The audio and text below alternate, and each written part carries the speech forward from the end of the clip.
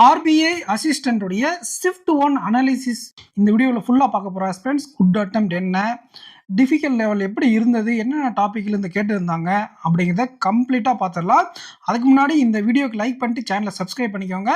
நீங்கள் மெயின்ஸுக்கு ப்ரிப்பேர் பண்ணுறீங்க அப்படின்னா டிஎன் பேங்கர்ஸ் அகாடமி ஆப்பை டவுன்லோட் பண்ணிக்கோங்க. ஏகே அண்ட் வெனோம் சார் சேர்ந்து உங்களுக்கு மெயின்ஸ் பேட்ச் கொண்டு போயிட்டுருக்கோம். இது வரைக்கும் ஆர்பிஐ அசிஸ்டண்ட்டுக்கு கம்ப்ளீட் பண்ணியிருக்கோம். அதாவது ஒரு 70% வீடியோஸ் கம்ப்ளீட் பண்ணியிருக்கோம். நெக்ஸ்ட் நாங்கள் பிஓ அண்ட் கிளர்க் மெயின்ஸ்க்கு மூவ் ஆன் பண்ண போகிறோம். சரி, வாங்க வீடியோக்குள்ளே போயிடலாம். வீடியோக்கு லைக் பண்ணிட்டு வீடியோ கண்டினியூ பண்ணுங்கள். இந்த எக்ஸாம் பொறுத்தவரை எப்போவுமே ஆர்பிஐ அசிஸ்டன்ட்ன்றது ரொம்ப ஈஸியான எக்ஸாம். இதுவும் ஈஸியாக தான் இருந்திருக்கு.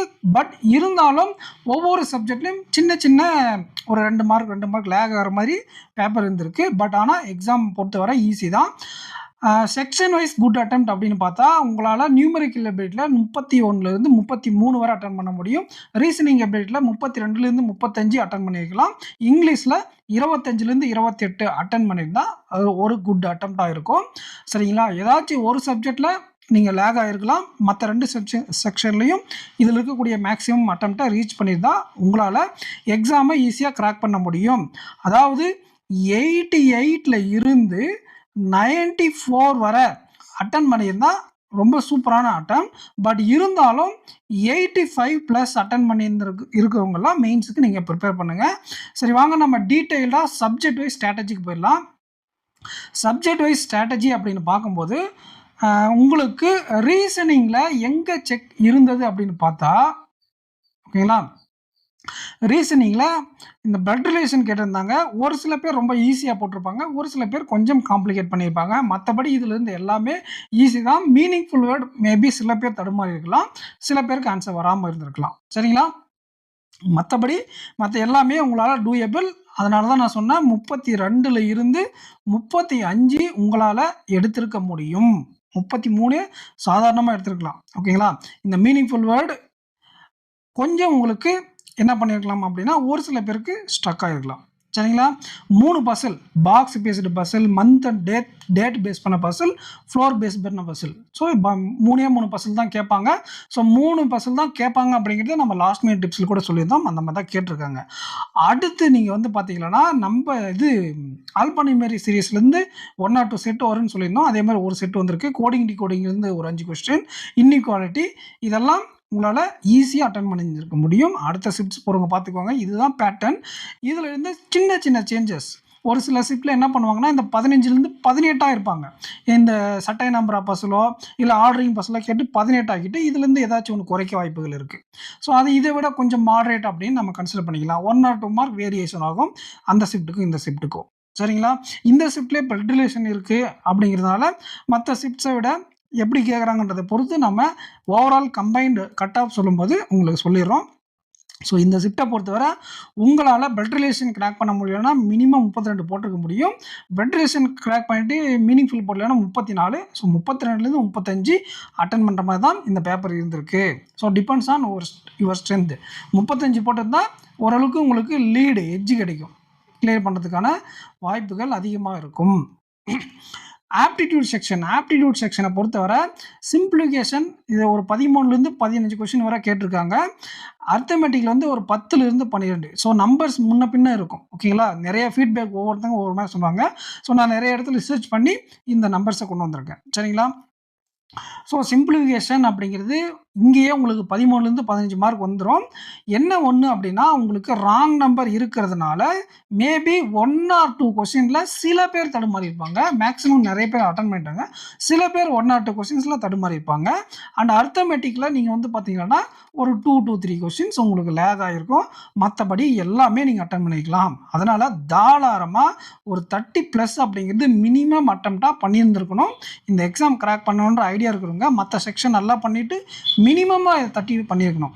மற்ற செக்ஷன்லேயும் 1 or 2 கொஸ்டின்ஸ் நீங்கள் லூஸ் பண்ணியிருக்கீங்க அப்படின்னா கண்டிப்பாக ஒரு 32லேருந்து 33 நீங்கள் அட்டன் பண்ணியிருந்துருக்கணும். அவ்வளோ அட்டன் பண்ண முடியுமா அப்படின்னா அட்டன் பண்ண முடியும். நீங்கள் அர்த்தமெட்டிக்கில் கொஞ்சம் ஸ்ட்ராங்காக இருந்து ராங் நம்பரில் டைம் கன்சூமிங் ஆகாமல் கொஞ்சம் வேகமாக அட்டன் பண்ணியிருந்தா சிம்பிளிஃபிகேஷன்லாம் அடுத்த ஷிஃப்ட்ஸ் போகிறங்க கொஞ்சம் வேகமாக போட ட்ரை பண்ணிட்டு போங்க. ஒரு சில பேர் என்ன பண்ணுறாங்க அப்படின்னா சிம்பிளிஃபிகேஷனில் டைம் அதிகமாக ஸ்பெண்ட் பண்ணுறதுனால அர்த்தமெட்டிக்கில் டைம் ஸ்பெண்ட் பண்ண முடியாமல் போயிடுது. கண்டிப்பாக நீங்கள் அந்த டேபிள்லாம் கொஞ்சம் வாட்ச் அவுட் பண்ணிட்டு போங்க. ஒரு டைம் பிரட்டி பார்த்துட்டு போங்க. கொஞ்சம் சிம்பிளிஃபிகேஷன் போடும்போது கேர்லெஸ்ஸாக இல்லாமல் கொஞ்சம் ஸ்பீடாக போட ட்ரை பண்ணுங்க. சரிங்களா? ஒரே கொஸ்டினில் ரொம்ப நேரம் உட்காந்துருக்க வேண்டாம். 1 ஆர் 2 கொஸ்டின் மிஸ் பண்ணாத தப்பு இல்லை, லாஸ்ட்டில் வந்து அட்டன் பண்ணிக்கலாம். ஸோ இந்த பேப்பரில் 30லேருந்து 32 அப்படிங்கிறது உங்களால் ஆப்டிடியூடில் அட்டன் பண்ணியிருந்திருக்க முடியும். 35 அட்டன் பண்ணவங்க நிறைய பேர் இருக்காங்க. ஓகேங்களா? நிறைய பேர்னா இந்த எக்ஸாம் கன்சிடர் பண்ணும்போது கிராக் பண்ணுறவங்களுடைய ஆட்கள் வந்து 500லேருந்து 600 பேர் தான் மெயின்ஸ்க்கு போவாங்க. அப்படிங்கிறதுனால இதில் ஒரு 150 பேர் உள்ள ஒரு 300 பேர் அந்த 35 கொஸ்டின் போட்டிருக்காங்க அப்படின்னாவே அது நிறைய பேர் அப்படின்னு கன்சிடர் பண்ணுவோம். சரிங்களா? மற்ற எக்ஸாம்ஸ் மாதிரி இது கிடையாது. அதனால் 35 போட்டவங்களும் நிறைய பேர் இருக்காங்க. அந்த அக்யூரேசி மற்ற சப்ஜெக்ட் பர்ஃபார்மன்ஸ் அதெல்லாம் வச்சு பார்க்கும்போது அக்யூரேட்டாக நீங்கள் ஒரு 32 போட்டிருந்தால் நல்ல அட்டெம்ப்ட். ஓகேங்களா? அடுத்து உங்களால் இங்கிலீஷ் செக்ஷனில் பேரா ஜம்பிள் கேட்டிருக்கிறதுனால ஒரு சில பேர் அதில் ஒரு 2 மார்க் 3 மார்க் லூஸ் பண்ணியிருக்காங்க. சில பேர் நிறைய பேர் கரெக்டாக போட்டிருக்காங்க, சில பேர் தப்பாகவும் போட்டிருக்காங்க. மற்றபடி மற்ற எல்லாமே உங்களால் அப்ரோச் பண்ண முடியும். அதனால் உங்களுக்கு பேரா ஜம்பிள் மிஸ்டேக் ஆகிருக்கு, அதில் பார்சியல் மிஸ்டேக் ஆகிருக்கு. ஏன்னா ஃபஸ்ட்டு சென்டென்ஸ் எல்லோரும் ஈஸியாக கண்டுபிடிச்சிட்டாங்க, லாஸ்ட் சென்டென்ஸ் கூட ஆல்மோஸ்ட் எல்லாம் கண்டுபிடிச்சிட்டாங்க. இதுக்கான ஆன்சர் என்னன்னு வெயிட் பண்ணுங்கள், நான் இங்கே சொல்லிடுறேன் இந்த வீடியோவிலே. மற்றபடி உங்களுக்கு இன்பிட்வீனில் இருக்கக்கூடிய அந்த 2 to 3 சென்டென்ஸ் மட்டும் தான் நீங்கள் மாற்றி போட்டிருக்கீங்க, தப்பாக போட்டவங்க. அதனால் நீங்கள் என்ன பண்ணுறீங்க அப்படின்னா, தயவு செஞ்சு அடுத்த ஷிஃப்ட்ஸ் போகிறங்க பேரா ஜம்பிளில் ரொம்ப நேரம் ஸ்பெண்ட் பண்ண வேண்டாம். மற்ற டாபிக்ஸ்லாம் அட்டன் பண்ணிவிட்டு இதில் அந்த 3 மார்க் அப்படிங்கிறது உங்களுக்கு மட்டும் இல்லை, நிறைய பேருக்கு அந்த பிரச்சனை வரும். ஓகேங்களா? ஃபஸ்ட் லாஸ்ட் ஈஸியாக கண்டுபிடிச்சிடலாம்.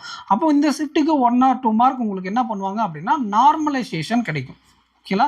நிறைய பேர் இந்த பேரா ஜம்பிள் தப்பு பண்ணியிருந்தாக்கள் நார்மலைசேஷன் உங்கள் ஷிஃப்ட்ஸ் கிடைக்கும். நீங்கள் இதிலே நீங்கள் 5 அவுட் ஆஃப் 5 போட்டிங்கன்னா கண்டிப்பாக உங்களால் கிராக் பண்ணுறதுக்கான பாசிபிலிட்டிஸ் அதிகமாக இருக்குது. ஓகேங்களா? அதுக்கப்புறம் மிஸ்பெல்டு 5 கொஸ்டின் கேட்டிருக்காங்க. பேரா ரிப்ளேஸ்மெண்ட் இல்லைனா சென்டென்ஸ் ரீப்ளேஸ்மெண்ட் அந்த மாதிரி சொல்லலாம். ஸோ 5 கொஸ்டின்ஸ் கேட்டிருக்காங்க, 3, 2 இந்த ஃபார்மேட்டில். ஓகேங்களா? 3 கொஸ்டின் ஒரு மாதிரியும் 2 கொஸ்டின் ஒரு மாதிரி கேட்டிருந்தாங்க. அதுக்கப்புறம் வந்து பார்த்தீங்கன்னா எரர் டிடக்ஷன் ட்ரெடிஷ்னல் மெத்தடில் 5 கொஸ்டின்ஸ் கேட்டிருக்காங்க. ஆர்சியில் 9 கொஸ்டின், மீதி இருக்கக்கூடிய ஒரு கொஸ்டின் காலம் பேஸ்டு கொஸ்டின் கேட்டதாக சொன்னாங்க. சரிங்களா? இதில் நான் கேட்ட வரைக்கும் என்ன சொல்லியிருக்காங்க அப்படின்னா எல்லாமே ஈஸி தான். பேரா ஜம்பிள் ஆல்சோ கரெக்டாக போட்டிங்க அப்படின்னா அதுலேயும் உங்களுக்கு ஸ்கோர் வந்துடும். உங்களுக்கு ஓரளவுக்கு கிராமர் நாலேஜ் இருக்குது அண்டு பேரா ஜம்பிளும் கரெக்டாக போட்டிங்க அப்படின்னா இங்கிலீஷில் உங்களால் மினிமம் 25 அட்டன் பண்ண முடியும். 25லேருந்து 28 அப்படிங்கிறது இங்கிலீஷ்க்கான குட் அட்டெம்ப்ட். ஓகேங்களா? பேரா ஜம்பிள் நீங்கள் கரெக்டாக அட்டன் பண்ணால் உங்களுடைய ஸ்கோர் 28 இல்லைனா 27 அந்த ரேஞ்சில் வரும். மற்ற கொஸ்டின்ஸில் மற்ற இடத்துல நீங்கள் பண்ண அக்யூரேசி மிஸ்டேக் 1 or 2 இருந்தால், பேரா ஜம்பிளில் 2 கொஸ்டின் கரெக்டாக 3 தப்பு அப்படின்னா உங்களுடைய ஸ்கோர் 25 வர மாதிரி பார்த்துக்கோங்க. இதில் உங்களுடைய ஸ்கோர் 25 வந்தால் மற்ற சப்ஜெக்டில் ஆப்டி ரீசனிங்கில் ஃபுல் அட்டன் கொடுத்துருக்கணும், ஆப்டியில் 32 அந்த ரேஞ்சில் கொடுத்துருக்கணும். ஸோ அந்த ரேஞ்சில் இருந்தால் நீங்கள் கன்ஃபார்ம் சேஃப் அப்படிங்கிற ஜோனுக்கு போயிடலாம். தாராளமாக மெயின்ஸுக்கு நீங்கள் ப்ரிப்பேர் பண்ணலாம். நம்மளுடைய டிஎன் பேங்கர்ஸ் அகாடமி ஆப்பில் ஆர்பிஐ அசிஸ்டண்ட்டுக்கான ஆப்டி ரீசனிங் வீடியோஸ் நிறையா ப்ரொவைட் பண்ணியிருக்கோம். நீங்கள் பர்ச்சேஸ் பண்ணியிருந்திருக்கீங்க அப்படின்னா போய் பாருங்கள். ஓகேங்களா? அது மட்டும் இல்லாமல் ஆர்பிஐ அசிஸ்டண்ட் எக்ஸாம் முன்னிட்டு நம்ம மெயின்ஸ் கோர்ஸ் ஆல்ரெடி பர்ச்சேஸ் பண்ணவங்களுக்காக 2 months வேலிடிட்டி எக்ஸ்டெண்ட் பண்ணியிருக்கோம். ஆல்ரெடி ஒரு 1 month எக்ஸ்டெண்ட் பண்ணியிருந்தோம், இப்போ 2 months இன்னும் எக்ஸ்டெண்ட் பண்ணியிருக்கோம். சரிங்களா? ஸோ நீங்கள் கோர்ஸை பர்ச்சேஸ் பண்ணியிருந்தால் யூட்டிலைஸ் பண்ணிக்கோங்க. இது முடிஞ்ச உடனே நம்ம அடுத்த சைட் பை சைடாக ஐபிபிஎஸ்பிஓ அண்ட் கிளர்க் எக்ஸாமுக்கான ஏற்பாடுகளை நாங்கள் பார்த்துட்ருக்கோம். அடுத்து வீடியோ கோர்ஸில் அதை தான் அப்டேட் பண்ணுவோம். ஸோ இந்த வீடியோ உங்களுக்கு யூஸ்ஃபுல்லாக இருந்திருக்குன்னு நினைக்கிறேன். அந்த பேரா ஜம்பிளுக்கான ஆன்சர் சொல்லிடுறேன் பாருங்கள். FDACBE. ஓகேங்களா? FDACBE. ஸோ இதுதான் நிறைய பேருக்கு வந்து கரெக்ட் அப்படிங்கிற மாதிரி சொல்கிறாங்க. சில பேர் இந்த டின்ற இடத்துல பிஏ போட்டிருக்காங்க. ஸோ அதுதான் மிஸ்டேக்காக வந்திருக்கு. ஓகேங்களா? உங்களுடைய பேரா ஜம்பிள் ஆன்சர் என்ன அப்படிங்கிறத கமெண்ட் செக்ஷனில் கமெண்ட் பண்ணிட்டு போங்க. ஸோ இங்கேயே ஆல்மோஸ்ட் நீங்கள் கன்ஃபார்ம் பண்ணிடலாம் உங்களுடைய ஓவரால் அட்டெம்ப்ட் எவ்வளோ வரும் இப்போ நான் சொன்னதை வச்சு. ஸோ இப்படி நீங்கள் கால்குலேட் பண்ணுறீங்களா இவ்வளோ நான் சொன்னதை வச்சு, அதுலேருந்து உங்களுக்கு 85 மேலே இருக்குது அப்படின்னா நீங்கள் மெயின்ஸில் டச்சில் இருங்க. 90, 92க்கு மேலே உங்களுடைய மார்க் இருக்குது அப்படின்னா தாராளமாக நீங்கள் என்ன பண்ணலாம் அப்படின்னா மெயின்ஸ் எக்ஸாமுக்கு ப்ரிப்பேர் பண்ணலாம். 90க்கு மேலே வருது அப்படின்னாலே நீங்கள் மெயின்ஸ் எக்ஸாமுக்கு ப்ரிப்பேர் பண்ண ஆரம்பிச்சிடுங்க. 85+ இருக்கிறவங்க அட்லீஸ்ட் நீங்கள் எக்ஸாம் டச்சிலாச்சும் இருங்க. நீங்கள் திடீர்னு பாஸ் பண்ணுறதுக்கு நிறைய சான்சஸ் இருக்குது. ஸோ இந்த வீடியோக்கு லைக் பண்ணிக்கோங்க, சேனலை சப்ஸ்கிரைப் பண்ணிக்கோங்க, உங்கள் ஃப்ரெண்ட்ஸ்க்கு நம்ம சேனலை நிறைய பேருக்கு ஷேர் பண்ணுங்கள், ஆப் அண்ட் வெப்சைட்டை யூட்டிலைஸ் பண்ணிக்கோங்க. நெக்ஸ்ட் வீடியோவில் மீட் பண்ணலாம் ஃப்ரெண்ட்ஸ். தேங்க்யூ. அண்ட் மறக்காமல் உங்களுடைய அட்டெம்ப்ட் என்ன அப்படிங்கிறத கமெண்ட் செக்ஷனில் கமெண்ட் பண்ணிட்டு போங்க. தேங்க்யூ.